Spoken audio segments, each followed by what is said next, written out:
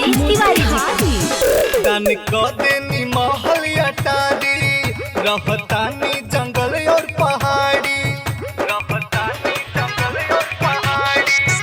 दान क देनी महल अटारी रहतानी जंगल और पहाड़ी भांग न पिसाइल बयंगुरी कुचाइल रोवतारी कार्तिक गणेशा मड़ाइया चुवेला हमेशा ए भोला जी दुख बा हमेशा ई मड़ाइया चुवेला हमेशा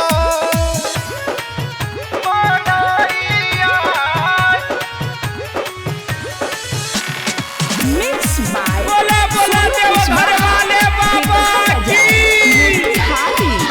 मोर सपना बा भोला जी एगो घर बनवा दीजिए मोर सपना बा भोला जी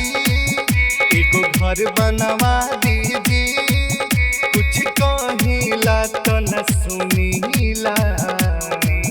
रउआ हरदम लीन रहिला रउआ न बुझाला अब न सहाला जातानी पापा के देसा ई मड़ाइया चुवेला हमेशा ए भोला जी दुख बा हमेशा ई मड़ाइया चुवेला हमेशा बोला बाबा बासुकीनाथ की मिक्स बाय सोनू कुशवाहा फेकहा बाजार मोतिहारी हाई फाई जमाना भई एसी कूलर फ्रिज आ गई हाई फाई जमाना भई एसी कूलर फ्रिज आ गई कैसे जंगल में रउआ रहिला हमारा ना तनिको